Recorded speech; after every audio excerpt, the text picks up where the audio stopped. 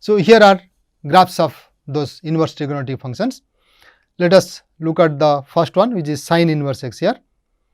So, if you look at from the y axis as if it is your horizontal one, then it is just your sin x curve is going this way, but that will not be a function because vertical line has to intersect at one point only.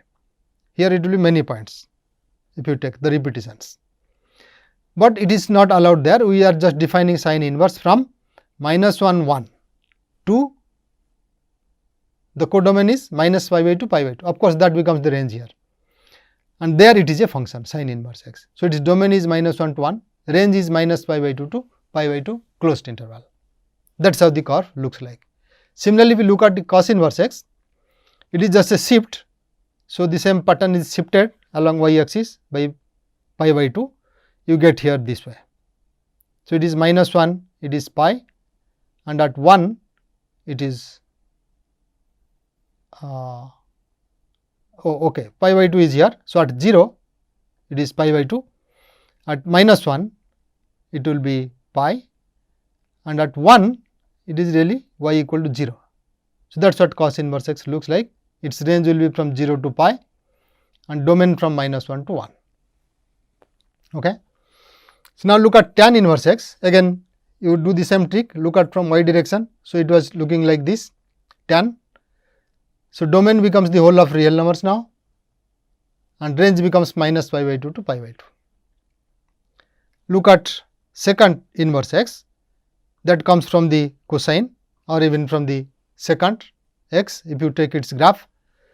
So, at y equal to π/2 it will not be defined, y equal to π/2 is never achieved with sec inverse x.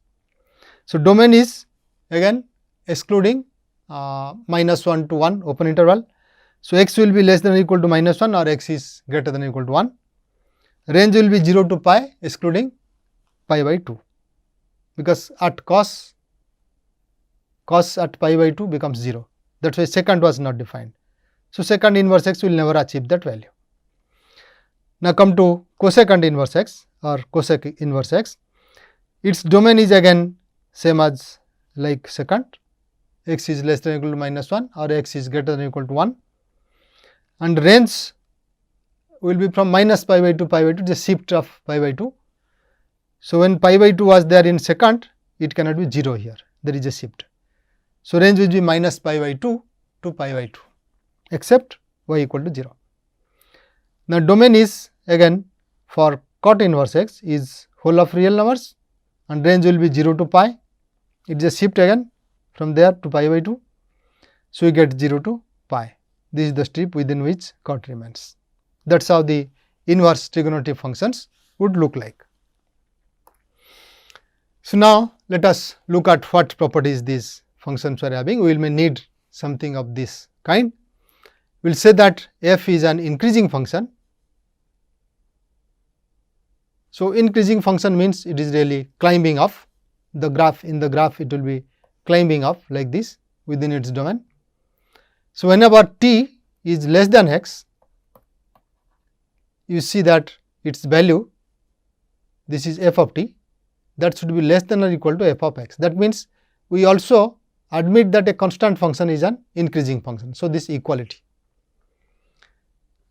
So, we say that f x is increasing if and only if t less than x implies f of t less than or equal to f of x, where t and x are any distinct numbers in the domain of f.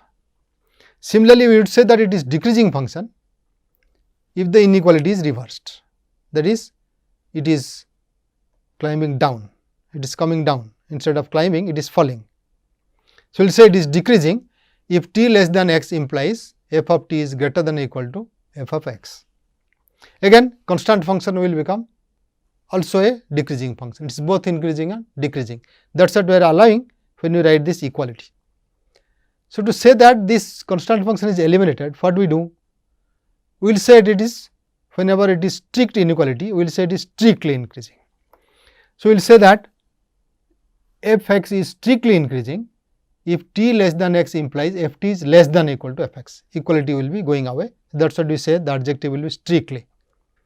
Similarly, we will say fx is strictly decreasing if t less than x implies f of t is greater than f of x. Equality is not allowed.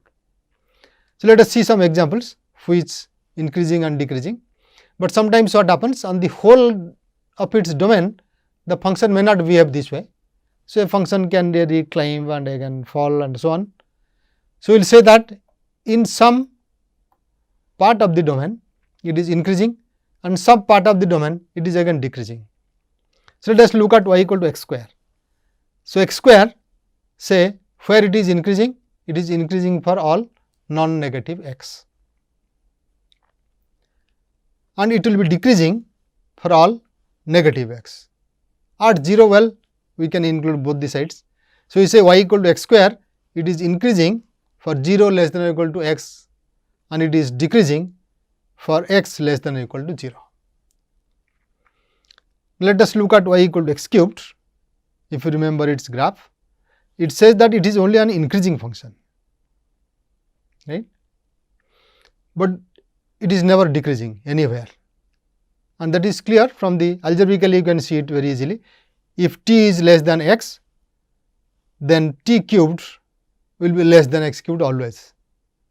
So, that is why it is increasing and it never decreases. Similarly, if you take y equal to x, it is increasing because t less than x implies t less than x. So, if you take y equal to 1 by x, 1 by will make it inequality changing. T less than x implies 1 by x is less than 1 by t, or 1 by t is bigger than 1 by x. So, it will be increasing, it will not be increasing anywhere, whereas y equal to x was increasing. So, that is why I say y equal to 1 by x increases nowhere and it decreases where? Forget about 0, it is x less than 0 it decreases, and x bigger than 0 also it decreases, everywhere it decreases. At 0 of course, it is not defined, it is not in the domain. Now, if you look at y equal to 1 by x square, so what happens? Y equal to 1 divided by x square, look at x square, it was increasing for x positive and decreasing for x negative. So, y equal to 1 by x square will be increasing for x negative and will be decreasing for x positive, okay. And at x equal to 0 of course, it is not defined. Now, if you look at y equal to square root of x, it is just like your x, but square root x is only defined for non-negative x. So, everywhere it is increasing in its domain. So, it is increasing for 0 less than or equal to x, x non-negative, and it decreases nowhere. If you take y equal to x to the power 2 by 3, so again it is similar to the earlier ones like x to the power say 3 or 1 by 3. So, it will be increasing for x non-negative x and it is decreasing for negative. At 0 of course, we can include both because less than or equal to is satisfied there. So, for x y equal to x to the power 2 by 3, it is increasing for x positive and it is decreasing for x negative. So, this is how the notion of increasing and decreasing goes on. We will see why they will become useful later. Now, let us see how to solve some problems basing on these ideas. So, say we are asked to find out whether the following functions are even or odd. So, all that you have to do is substitute x equal to minus x in the formula and see what happens if it is given by a formula. So, here it is given f x equal to 1 divided by x square minus 1. So, if you substitute x equal to minus x, you would get the same function f x. So, it is even function. In fact, y equal to x square is even, 1 by x square will be even, 1 is even, x square minus 1 also when you divide it becomes even. And what about this? G of x equal to x divided by x square minus 1. If you substitute x by minus x, you get g of minus x equal to minus x divided by x square minus 1, which is minus of g of x. So, it is odd.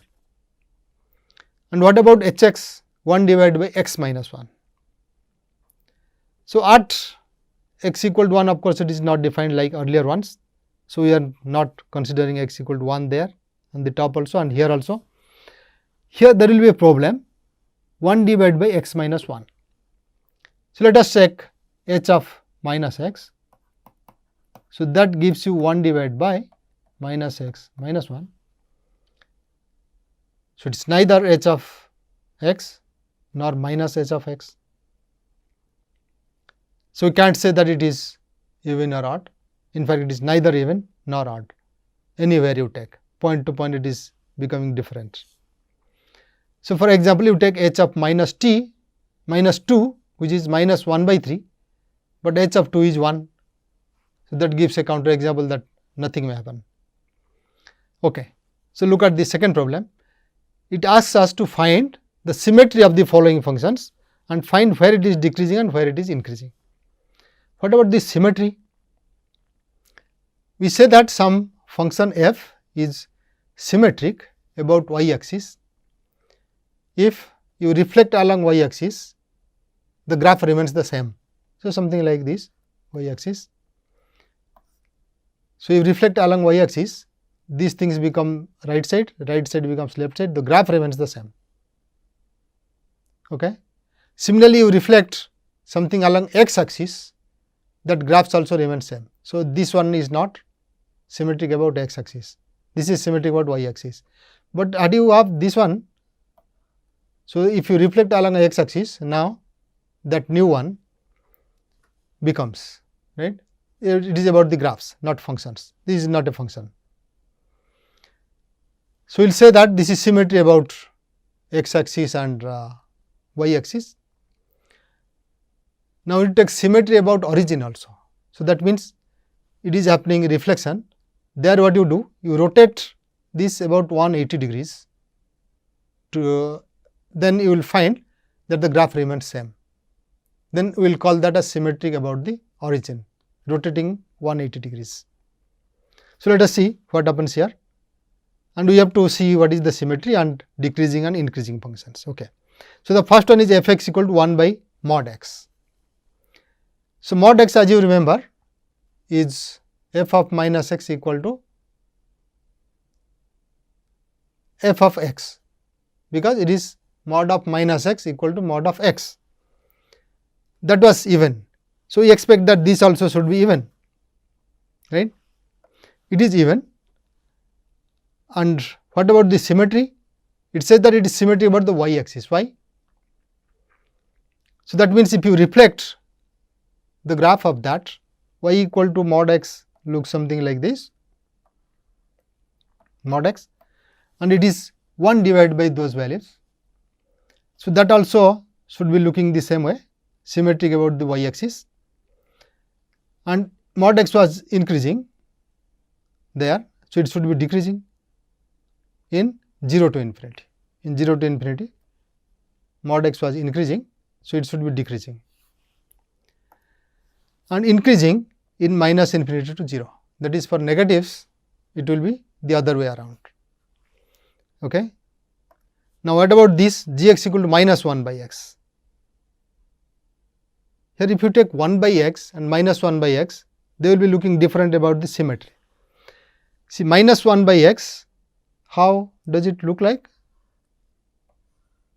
So, f x equal to 1 by x will be looking something like, say, 0 to 1, it will be at 1 it is 1 and at 0 it is going this way. So, that is what 1 by x looks like, and here of course, it continues like this. So, when you take its minus, so instead of here, the same thing will be produced here. That is how g x equal to minus 1 by x look like, and we do not have the other side. This one is not there. So, all that we have minus 1 by x, and then when x is negative, so it will be somewhere here. So, now this one, if you rotate it 180 degrees, this side would come to this side will become this side, So, it remains the same, that is, it is symmetric about the origin. Okay. And what about decreasing and increasing? It is decreasing in minus infinity to 0 as you have seen, and increasing in 0 to infinity. Positive, it is increasing, because you can see from this, if t is less than x, then 1 by t is greater than 1 by x, and then you take the minus sign. So, you would say minus 1 by t is less than again minus 1 by x. So, it is increasing for positive t and x, and it will be decreasing for negative, because here itself it will be decreasing. So, the same thing will go to the last one. Okay. So, let us stop here.